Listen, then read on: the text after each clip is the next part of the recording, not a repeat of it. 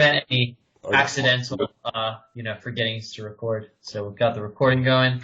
All right, and we can get started. I'll tune into Riok, and then you'll have total access to him, and then just have at it. Okay. Okay, sounds good. I'll be on the other side. All right, see you on the other side, Tim.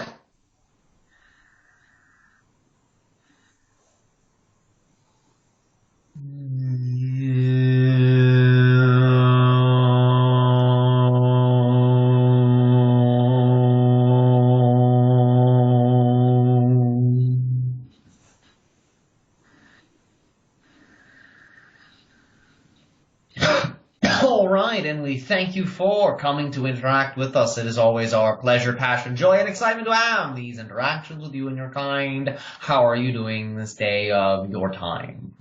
I'm doing great, thanks, Riok. And yourself? I am ecstatic and excited and pleased to be able to interact with you. How would you like to begin this conversation together? I just want to say, I just want to give my appreciation just for the information you've been giving me and the help you've been giving me, just to start with. And do you have any words of advice? In general, my advice remains constant across the different aspects of our continuing conversation, which is always follow your passion, follow your excitement, apply the formula as often as you can.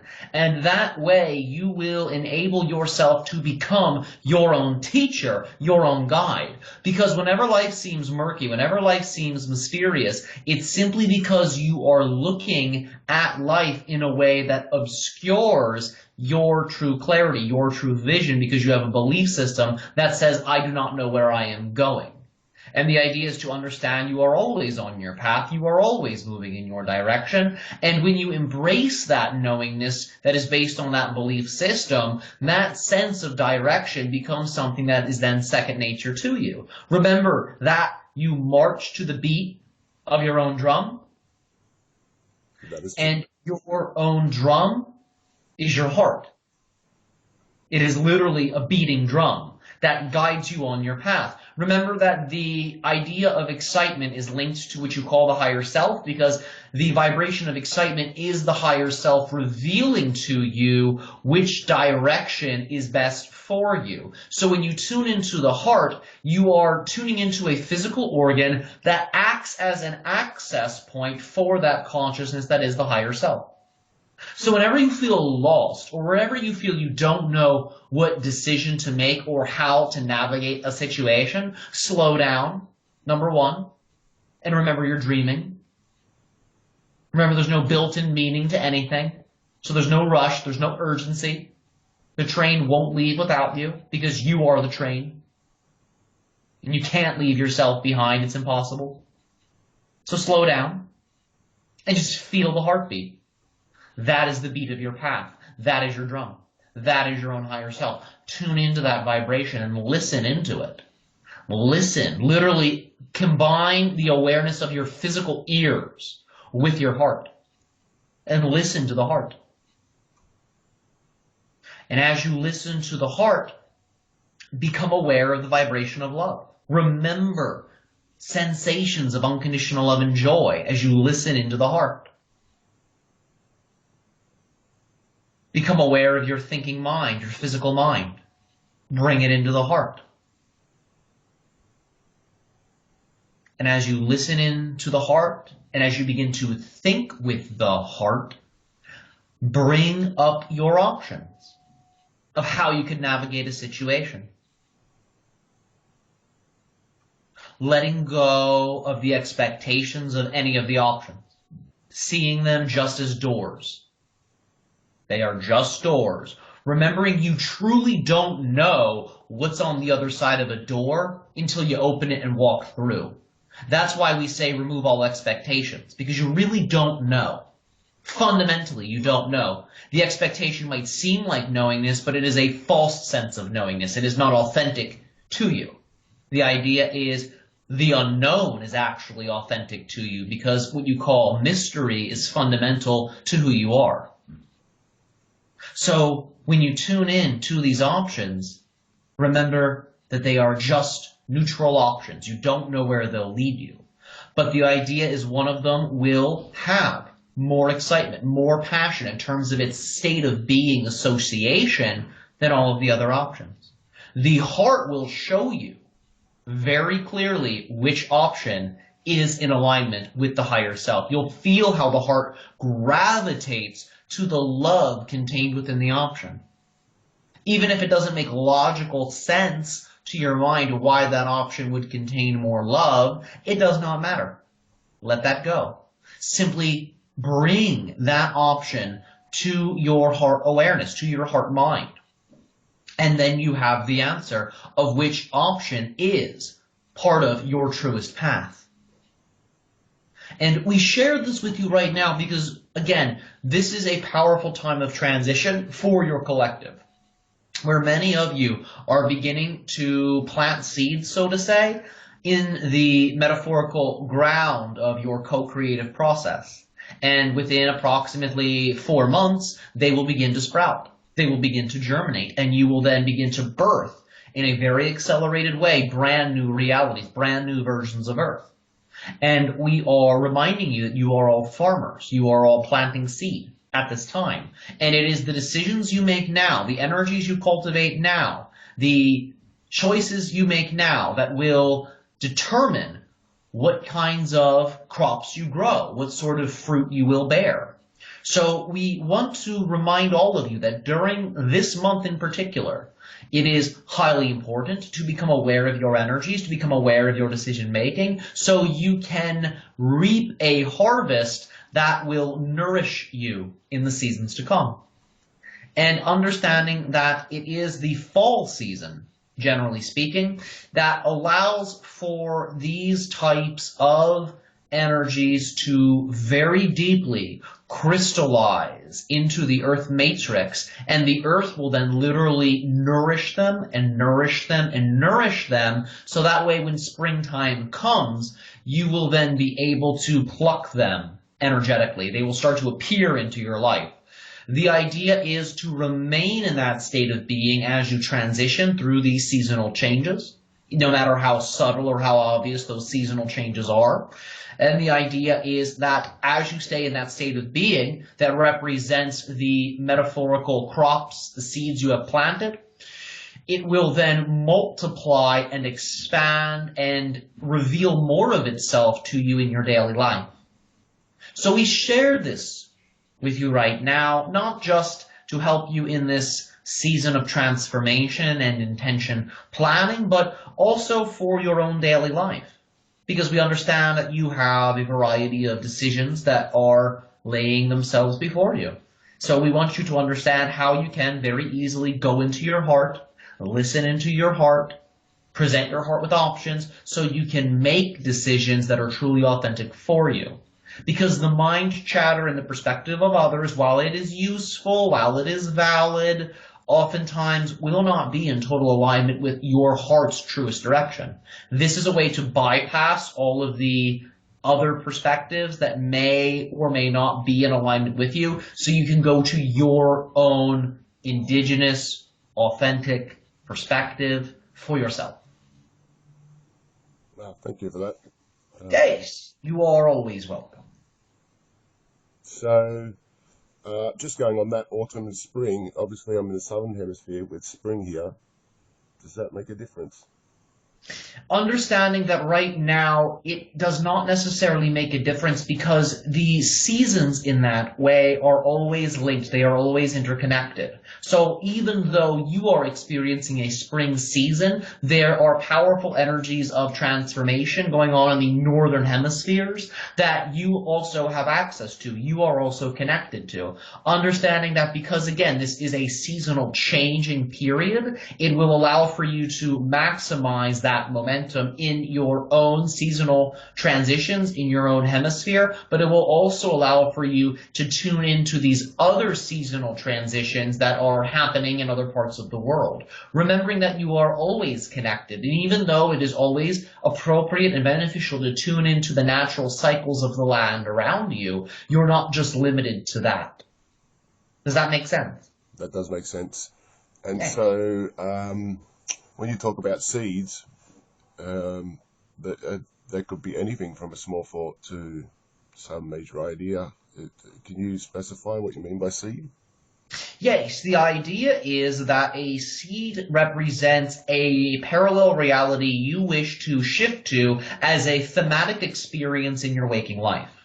So, for example, you may say, I wish to have a job that is fully aligned with my highest excitement, my highest passion. What does that look like? What does that feel like? I wish to develop a new skill that is in alignment with my highest passion. What does that feel like? What does that look like? I wish to have a lifestyle that is in alignment with my highest passion. I wish to have a personality that is in alignment with my highest passion. I wish to have a body that is in alignment with my highest passion. These ideas of thematic parallel reality experiences are what we are describing as seed that you can plant. So the idea is, what do you wish to birth into your co-creative process of physical reality, creation? Okay, so say with those themes you just brought up then, by planting these seeds, I just have thoughts and think about them and put intention into them. Yes, remember that these are ways that you can do it. Of course, remember it always starts in that way with a belief that gives rise to an emotion that then gives rise to a thought. That is the order of the physical reality creation matrix in terms of how your energies give birth to new realities. Does that make sense? Yes, so we'll just explore it. Is that what you mean, through those avenues? Yes, let us break it down for you. It starts from a belief, it goes to a feeling, and then it goes to a thought. The idea would be, what are the belief systems that are required for you to be able to create those realities? Does that make sense? Okay. Begin to imagine what you must believe to be true in order for those realities to be your direct waking experience. Still with us? So what changed the belief system? Yes, precisely. Imagine the reality that you wish to create. Let us say it is a new job, for example. All right? Okay. And then you would say, well, what would I have to believe to be true in order to be in that reality, to be that version of myself with the new job? And write those beliefs down. Does that make sense? Yes, that does make sense. But does All right. ultimately must come to some sort of worthiness of that reality. Correct. So Yes. if you just felt worthy of that reality, why wouldn't it just manifest? Well, understand that you can be worthy of a reality, but generally speaking, realities will weave their way towards the forefront of your consciousness from their, you could say, archived positioning within the infinite structure of creation based on your process. remembering that all realities are available to you that you say you prefer to experience, but the idea is that there sometimes are certain things one must go through in order for that reality to come to the forefront of their consciousness. It's not that you're not worthy and that's why it's not here. The idea is there are certain lessons and themes oftentimes that must be played out for that reality to fully emerge. In other words, you have to let go of the versions of yourself that are not in alignment with that reality. That's more or less what that learning process is. And you must then become more of who you actually are and more of the version of yourself in alignment with that reality. That's what that learning process actually is.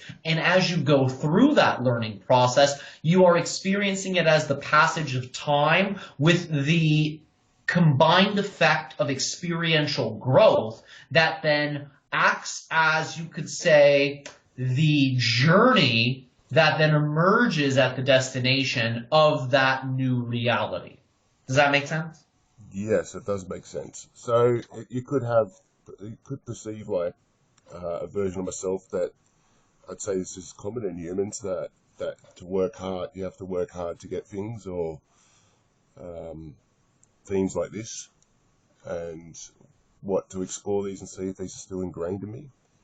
Well, the idea would be to simply let them go, remembering that these are just belief systems that are part of your culture. But remember that you do not have to buy into your culture, because your culture is predicated on the idea of ancestral belief and ancestral understanding. You are not your ancestors.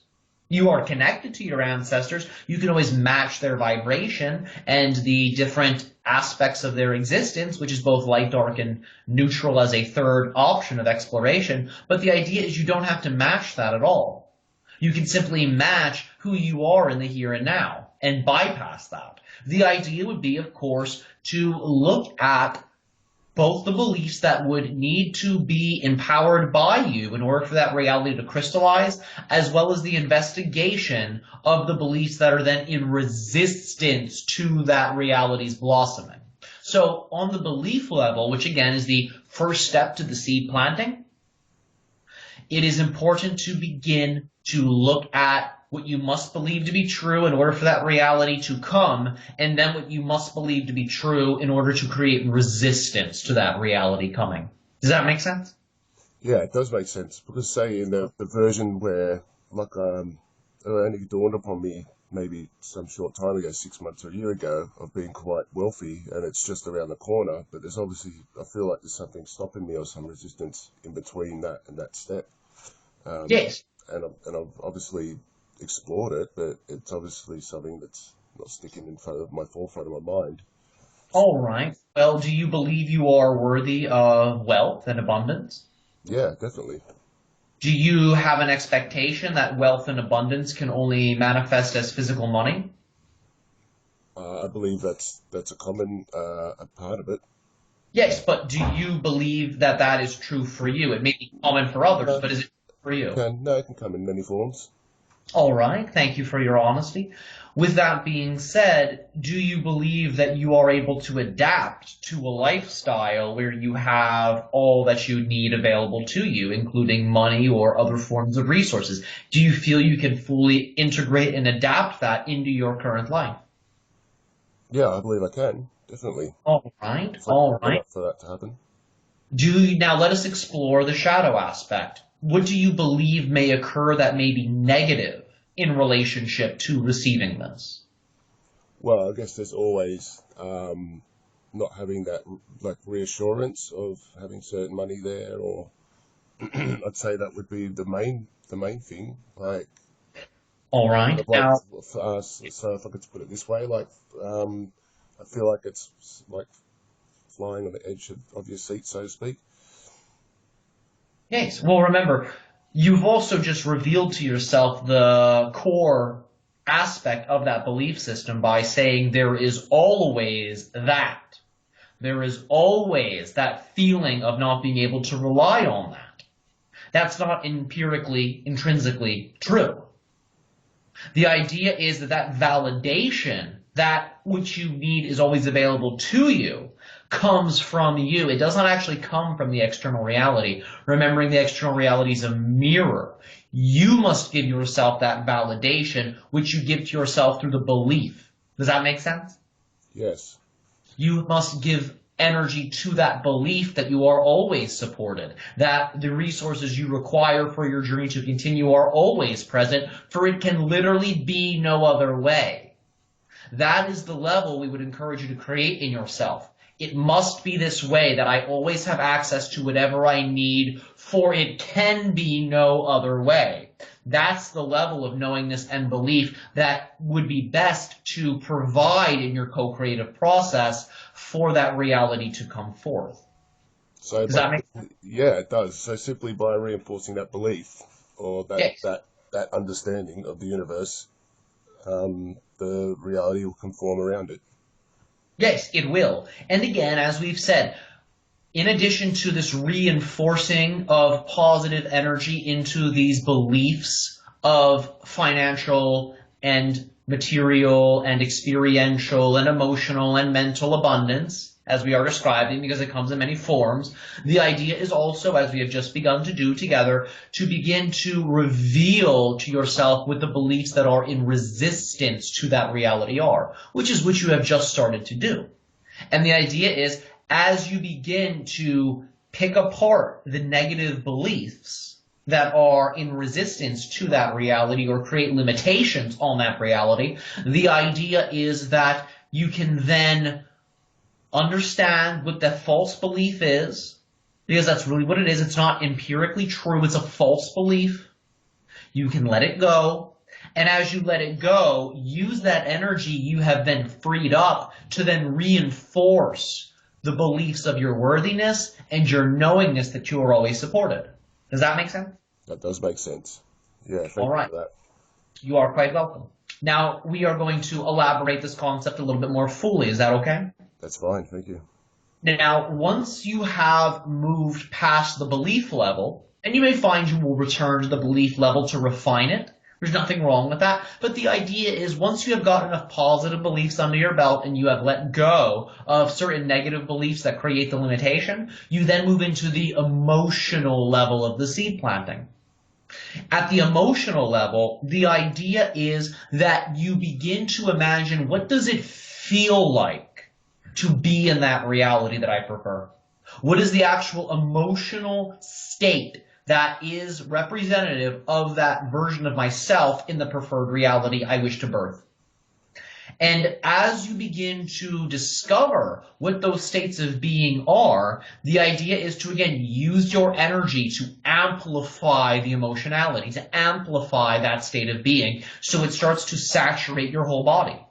Feel it in every cell. Feel it in every beat of the heart. Feel it in the firing of every neuron.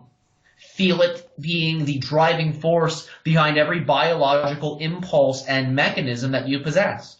Feel it in your chakras. Go through all of them if you wish. Feel it in your spine. Feel it in your aura.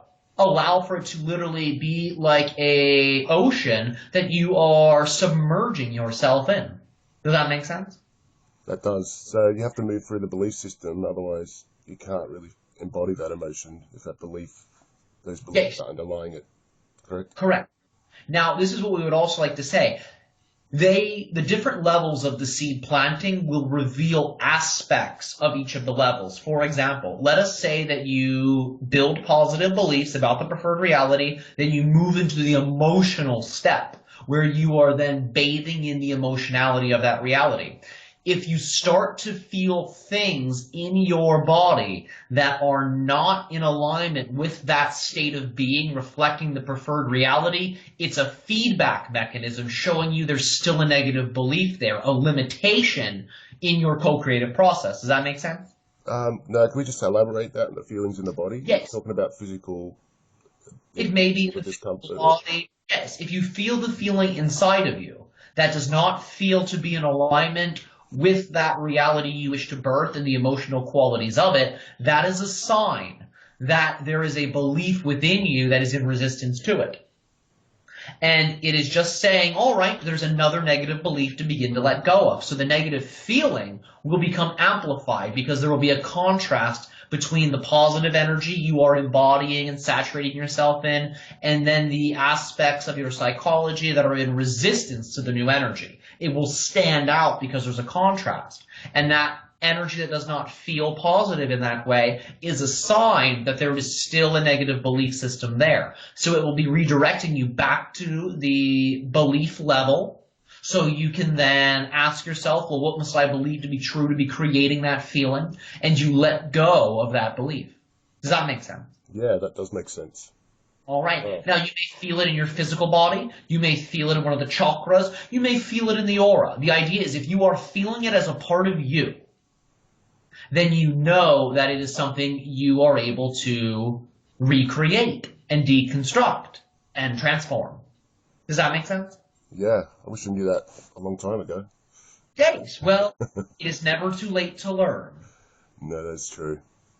We will now move into the next level. The next level of this is the thinking level. This is the thought level.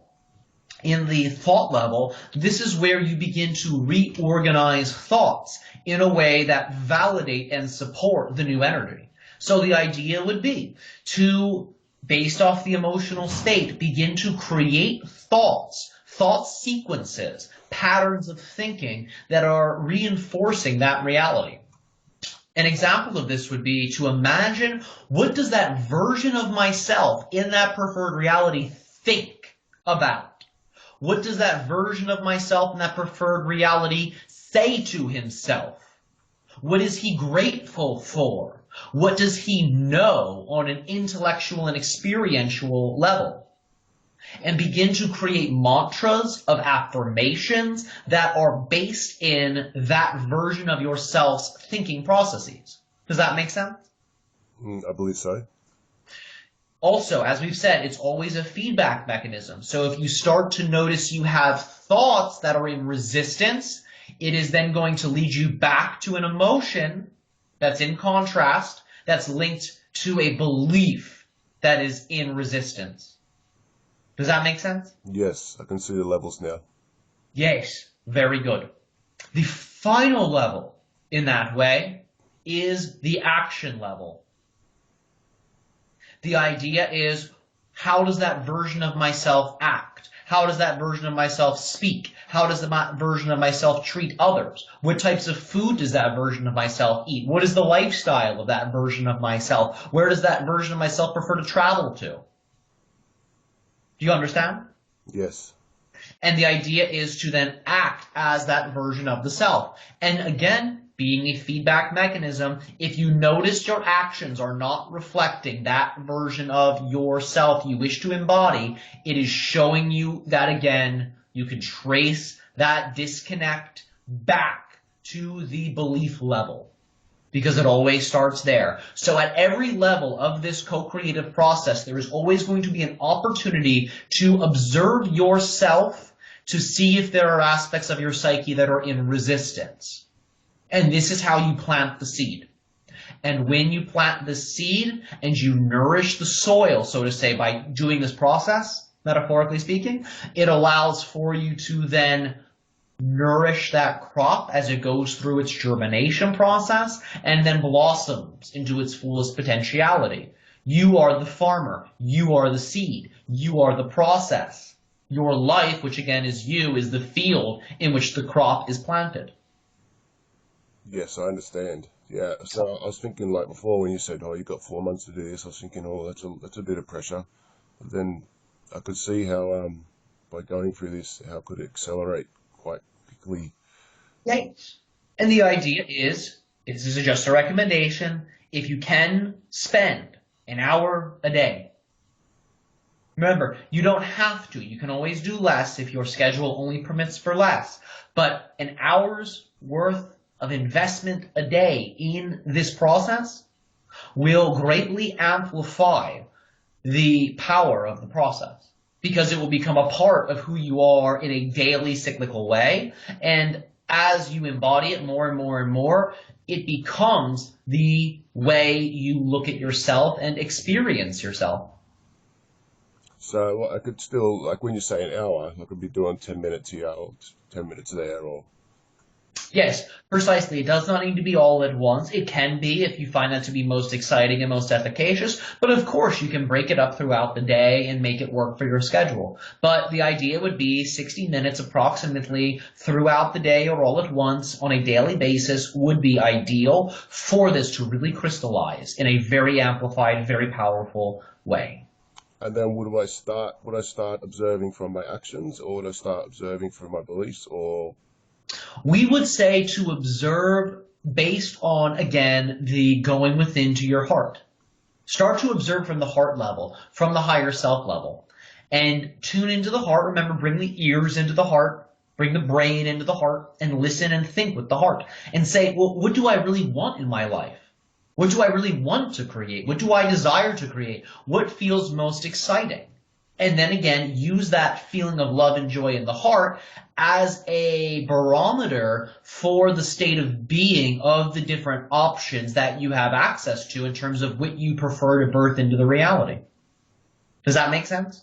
yes? And then so from there, from that inspiration from the heart, then work back through the layers from that. Yes. From that, the idea would be, well, what would I need to believe to be true in order to create that? And then begin the process from the belief level. Okay. Does that make sense? Yeah. And remember, you may get feedback throughout the day. Maybe you'll have a negative feeling. And you might say, oh, look, this is that feedback loop showing me on a belief level or something that's not in alignment with my process. Or maybe you'll start having a negative thought, and it may tell you on the mental level, oh, look, there's something within me that's in resistance to the process. But the idea is start from the belief level, because that is square one, and then work your way up from there. And all of the resistances will become obvious. They will stand out like a sore thumb. So could it just be like if I'm doing actions that I don't really feel like it's in alignment with what my heart wants, or then I could just work back from that action and say, well, Exactly. why am I doing this action, Exactly. and Yes. get out of it and so forth. Yes. And you can even trace it back step by step by step. Say, okay, well, what are the thoughts that are behind this action? And pay attention to your thoughts when you meditate on that negative action or that misaligned action. What sort of thoughts are you having? And then that will tune you into emotion. And you say, oh, well, I feel that way when I'm doing this. Even though I don't always notice it at first, that's actually the underlying feeling that's generating the thought and the action. And then you take it a step further. Well, what is the belief system that creates the feeling? And you can then reveal to yourself that underlying mechanism, which is, again, the negative or limiting belief. Okay, well, I guess I'll just have to start employing that. That sounds like a really good pragmatic way to go about it. Yes, you will find it to be a very powerful tool, and we think you'll enjoy your journey upon its implementation in a way that is very accelerative in nature. Yeah, I've really enjoyed the pragmatic nature and the detailed steps. It makes it quite easy. I've just wondered why I've never seen it that way before. Thanks. Well, remember, we simply look at reality from a very expanded point of view, so we are able to notice details here and there that many of you overlook, because it's sort of like you are living in the simulation of physical reality, and we are sort of observing your consciousnesses playing that game, plugged into the simulation. Does that make sense? We are able to Yes. look at you as the video game player, where you see yourself as the actual character in the video game. Ah, okay. Yes. Yeah, that's interesting. You could say we're all hanging out in the same video arcade together. Except I'm in the And we are game. simply your friends telling you, put more coins in the machine, it'll be worth it. Except I'm in the game and Yes. you're watching the game. Precisely, yes. But remember, on a different level, we're having conversations. We're suggesting things to you, and you're also sharing with us intimate details on why you are playing the game and the way you are playing it. Okay. I just never seen it in that way. It gives me a whole different dynamic on the way you see physical reality and Okay? the different matrices of it. Who's Yes. who's watching you then? That is a very fun question. Hmm. We have aspects of, you could say, our souls in that way that are watching us, and aspects of our oversouls that are watching us. However, we have much more direct awarenesses of them. You're familiar with the film The Matrix? Yes. Do you remember the scenes where the main characters go into phone booths and they are able to make requests? Yes. It's very similar to this. We understand we are always connected, and we understand we'll have access to whatever it is we need, so we simply just dial an energetic phone number to these aspects of our consciousness to be able to commune with them. And we are also sort of existing in multiple densities at one time. So even though we are located in that way, in a transitional density, we are in many ways linked to much higher densities than what we occupy in terms of our quasi-incarnational experience. And the idea is we are aware of ourselves on the soul level, we are aware of ourselves on the oversoul level as the beings that are located in those higher densities, as well as the supporting qualities of those beings. So not only do we feel as if aspects of ourselves are always watching us, we are able to feel the conversations we are having with them on a background level at all times. And those conversations provide support, high frequency energies that are both nourishing to our bodies and inspiring to our hearts. So we both feel them, as you could say, seemingly separate observers, but we also experience a background conversation between our consciousness and these consciousnesses of ourselves on higher levels. Oh, wow. I think I get glimpses of that. I don't think I live it completely like you do, but I do understand through glimpses of what that would be like. Yes, well remember, you can always meditate upon this and open up this door. So for example, you can always imagine that you are laying in a device, in a machine. And imagine that this device and this machine is what creates your physical reality. Imagine that it is almost like a virtual reality immersion unit. And imagine that your body is laying in this unit. And you can do this while you are physically laying down and imagining that it is this technology that you are embodying that is actually creating the world around you and your experience that you are having of yourself as a human. With us so far? Yes.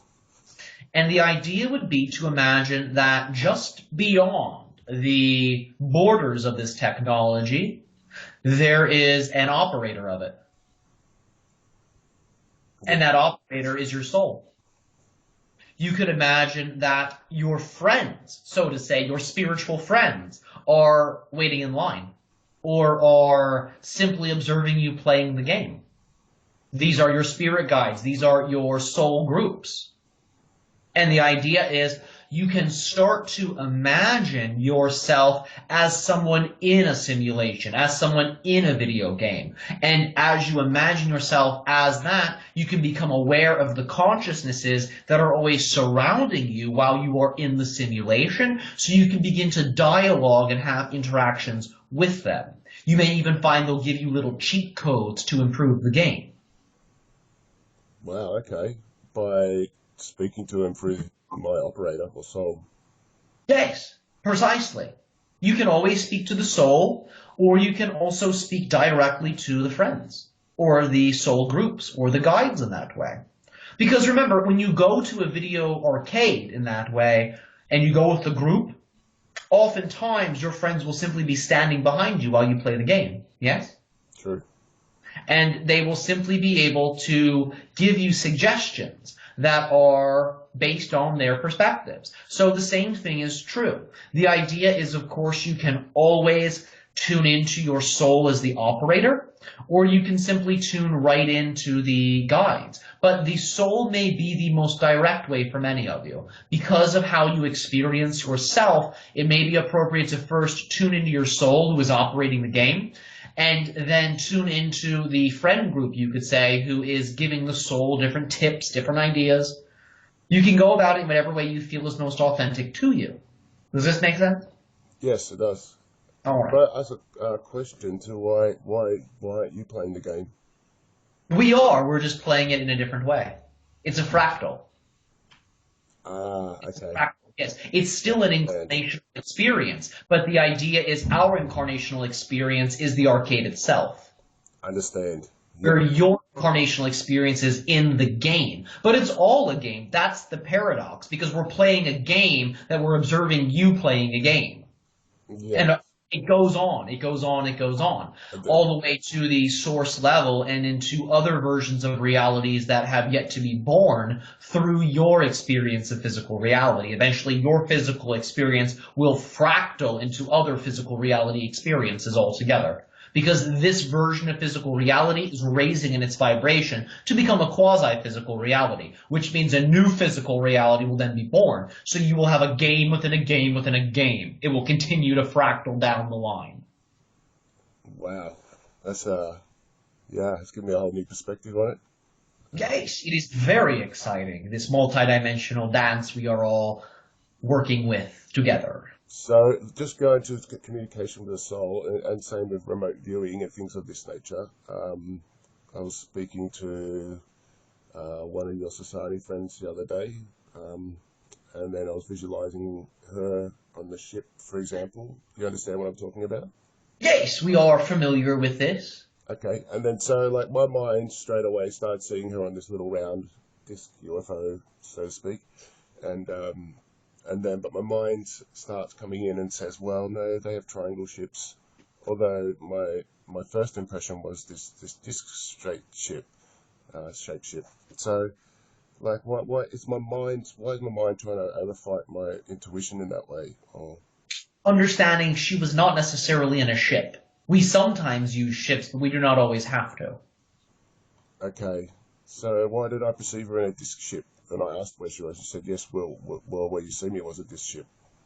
Yes, remembering that this is a co-creation of her aura. This is her energetic field projecting in that way. So it's not like a group ship that we are oftentimes in that is triangular in nature. You are observing a craft of her own energetic creation that she is traveling in. It functions like a ship. It will take her from point A to point B, but the idea is this is something she is actually creating to project her energy into varying realities. Okay, so then, but what I was trying to get at, the discernment of my mind and what I'm viewing. So obviously, I have this ability to remote view like fairly clearly if I can pick her up fairly Yeah. easily. But then there's obviously a part of my mind that fights that or that wants to have its. The idea is to let that go. And that you can always let it go should you so choose. Remembering that what you have been shown of our society is a very minuscule amount of what our society actually does or looks like or embodies. It is an authentic representation of different aspects of our society, but it is far from complete in nature. There are many details to our ways of life that have not been articulated to your collective yet. Remembering that there are only so many channels of our society on your planet. So therefore, the information that relates to our society is limited to those channels and what they talk about in their expressions, as well as what you all have in your dreamtime awareness with us, or in your visionary experiences with us, or in your direct contact experiences with us. Remembering that many of you are pioneering your collective's relationship with our culture, with our society. So it's important to validate that which you experience because it's likely you will perceive things that are actually authentic to our culture but simply have not been brought up in channeled means because there's only so much information that will come through a channel because there are just different topics that a channel is going to cover that are relevant to what that society wishes to say, and also that is relevant to whomever is interacting with the channel for information. So sometimes you will have experiences of our culture that are just not going to come through a channel because it just hasn't been part of that flow. The information was meant to come out another way. Okay, yeah, well, I do feel very blessed to be on like that pioneering edge of connecting into your society. I feel it's a bit of a privilege. Um, Okay, so I just wanted to talk about when you said about my girlfriend's inflammation in her brain and she gets stressed and you're saying that she's sensitive to toxicities. And you said to do some sort of detox. What Yeah. specifics were you talking about? There are a variety of ways to purify the physical body. We will name a few, understanding that it is important she works with her primary physician, as always, when you are implementing different ideas that relate to health. However, what we will say is the following. The idea of a infrared sauna is very beneficial for full body detoxification, as well as the idea of skin brushing. Are you familiar with this? Yes. Both of these together, done separately, but together, are very powerful ways to move lymphatic fluid and to also purge the body of different metals, of different toxins through the skin as well as the cells. When the sauna is infrared, it affects the cells, not just the skin level. It gets deep into the organs, it gets deep into the muscles, it gets deep into the tissue. It bypasses just the skin level. So infrared saunas are a very powerful way to detoxify the system. In addition to this, a diet that is rich in vegetable fibers, in particular, is very important for detoxification because the fibers, when they are in the gut, draw in metals, they draw in toxins, they get stored there, and it is then passed as stool. Does that make sense so far? Yes. In addition to this, highly purified water. Highly purified water that is both empty in nature as well as filled with ionic trace minerals. So the idea is throughout the day to drink highly purified water that has next to nothing in it. This will flush the body. But the idea is to then drink water afterwards that is then saturated with ionic trace minerals and electrolytic salts. This will allow for the body to then replenish any types of lost minerals or electrolytes. And this cycling will allow for a purgative effect to take place in the body, as well as a replenishing effect through the different salts and minerals, as well as a heavy metal displacing effect. For when you take in trace minerals in that way, and different ionic minerals, it displaces the metals. It pushes them out. And the idea is it then fills those different receptor sites where the metals were bound to with the ionic trace minerals, the more healthful version of your metals. Does that make sense? Yes. Yeah, I'm familiar with all of what you've said. This in and of itself is a very powerful detoxification protocol that anyone can use given that it is appropriate for their bodies.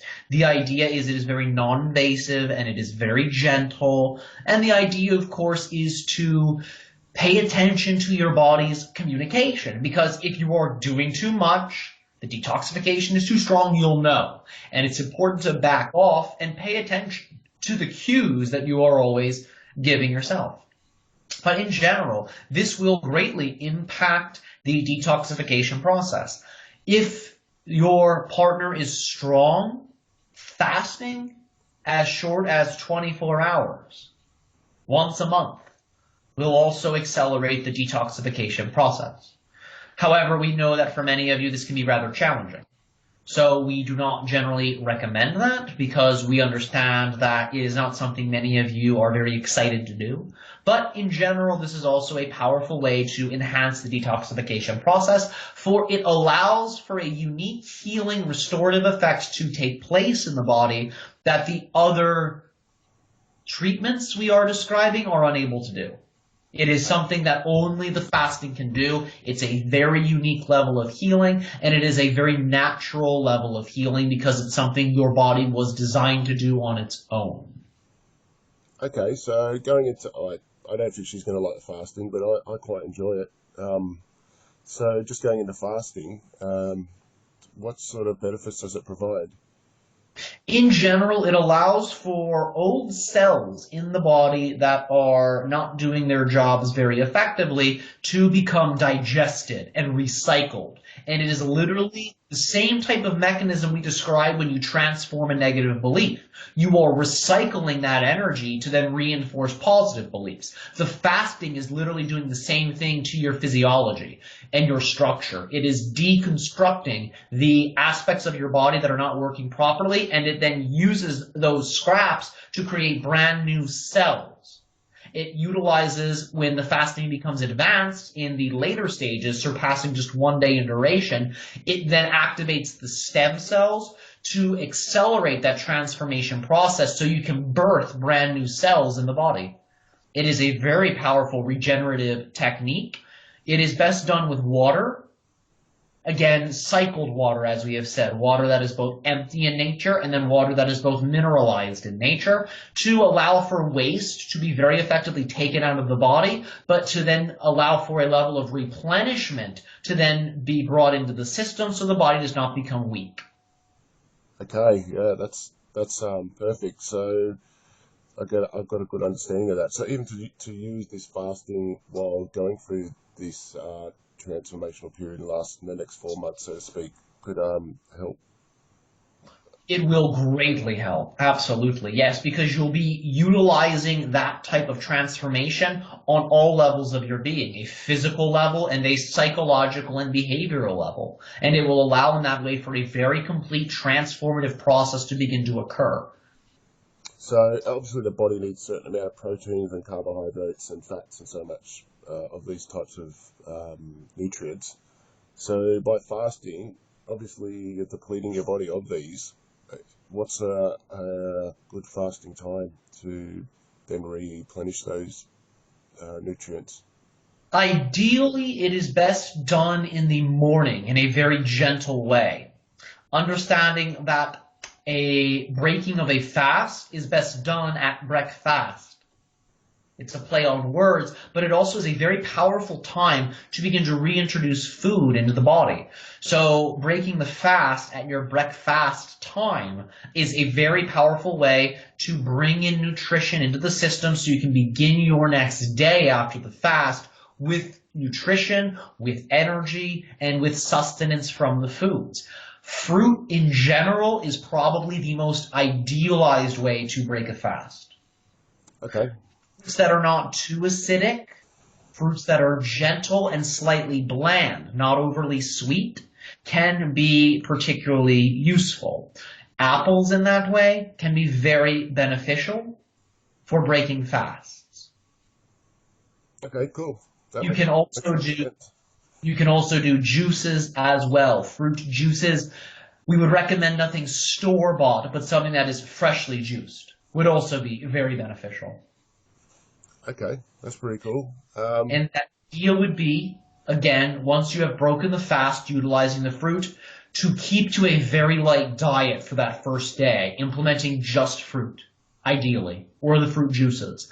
And then as you move past that first day of having broken the fast, begin to reintroduce more solid food. If you enjoy cooking food, more cooked food, whatever it is for you. But we would recommend, generally speaking, a vegan to vegetarian dietary protocol for the first day to 2 days after breaking the fast. So after fasting for like 24 hours or so, then just the light fruits and so forth, the vegan Yes. foods, and then I could introduce like fish or something like that maybe after. Yes, precisely. It will give your body an opportunity to continue cleansing through the lightness of the diet, but it will also turn on the digestive system, so the digestive system recognizes that it is going to be utilized in the following 24 hours in a more demanding way. Okay, cool. Well, I guess because I've only got 5 or 10 minutes left, I just want to speak about dreams as we normally do. Yes. So I had a dream the other night of all these UFOs coming over, and then when I spoke to Hooker, the other society, she was saying it was my Miriam self giving myself a present. Do you understand the dream I'm talking about? If you could provide more clarity, it would be useful. We are familiar with this Yep. energy and with the beings involved. Okay, so I was walking with a group of people through the fields, and then a whole fleet of UFOs come through the sky, and I was like, all okay with it. And then they started coming towards me, and then a huge one, like looked like the size of bigger than the moon in the sky, come right up to my face, and it was beaming some energy in towards me, and then it was very intense and was sort of distorting the field around me. And then I just signaled to it like an OK signal, and then it shot off, and I just woke up from that. All right. Yes. You were in many ways revisiting your soul family, you could say, and your soul groups. Understanding that your soul family are the individuals in your reality that incarnate with you in all of your different lifetimes. They migrate with you into the different realities. They project in that way their consciousness into the same realities you project into. They are in many ways linked to groups of souls that you are interacting with on the soul level, similar to what we describe as the friends in the arcade giving you tips. The idea is that there were a variety of different extraterrestrial components of those individuals aboard that craft. And these beings in many ways were saturating your psyche with new programs. They were essentially helping your mindset to begin to detoxify, to begin to lighten up, so you would be able to feel more liberated in your daily waking state. So you would understand you are essentially God pretending to be just a human.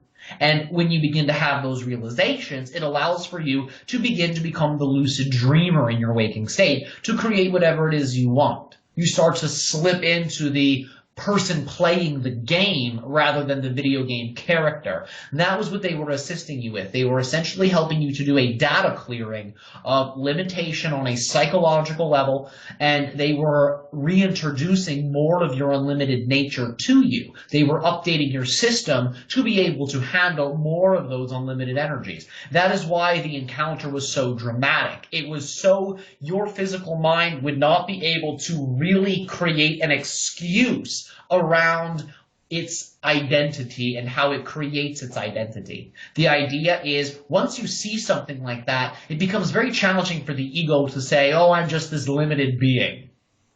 Oh, It definitely. really rubs in your face just how connected and how empowered and supported you are. So in many ways, it robs the ego of any excuses that it may have to create a limited identity for you to work with. So it depowers those mechanisms, and it reawakens your senses to your unlimited point of view, your unlimited nature, so you can crystallize those energies and implement them accordingly in your life. This was the gift that was being spoken of.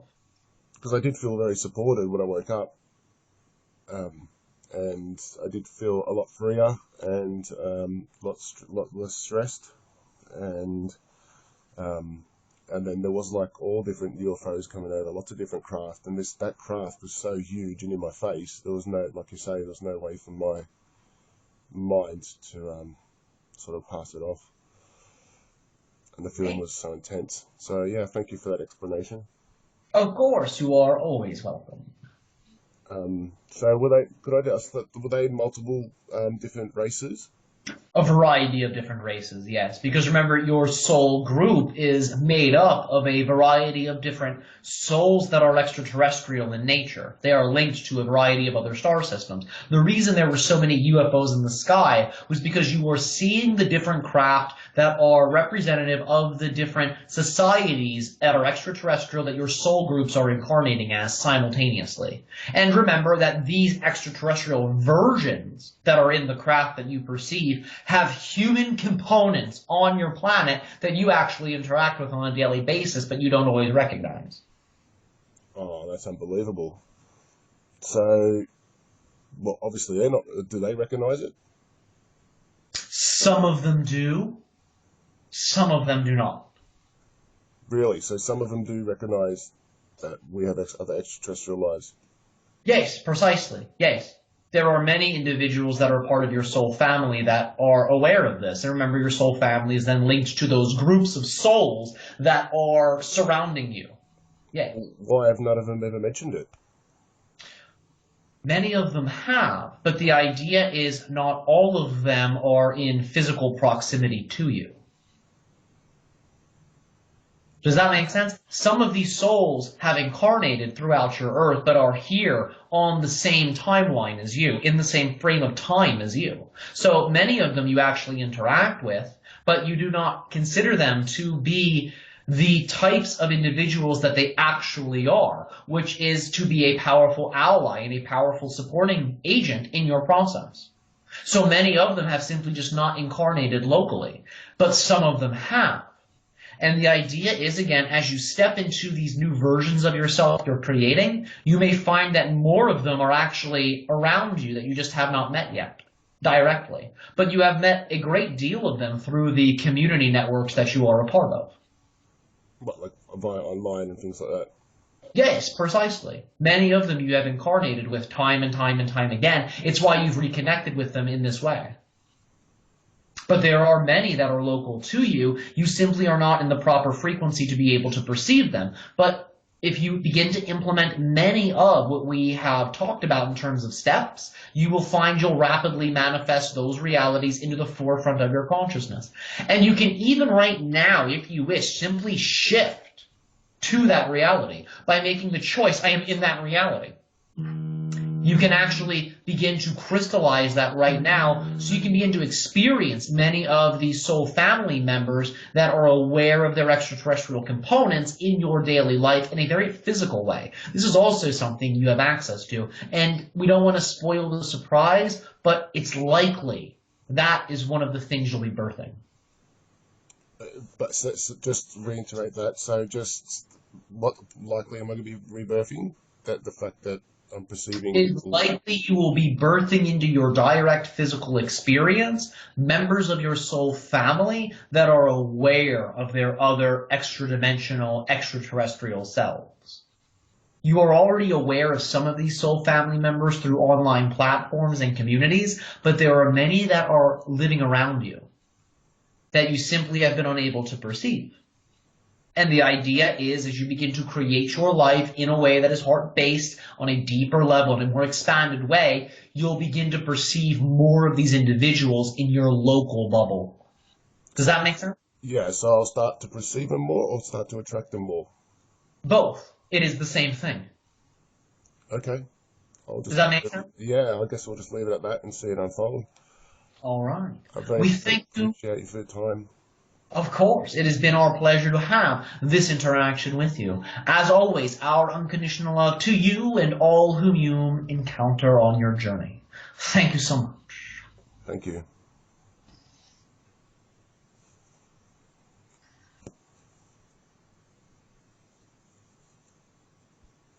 All right, Tim. How's that? Oh, man. Tim, that was great, man. I had a blast doing that session with you, dude. They gave some great tips, great gems in that transmission, man. They did, didn't they? Yeah. Never know where it's going to go. I know. I like that you leave it so freeform because, like, they can just, like, riff and go in, and then it's like you just go also into your process. So it totally... I mean, in my eyes, these are ideal sessions. The kind of sessions I have with you, I'm just like, damn, if more people had this approach, like, so much crazy shit would be able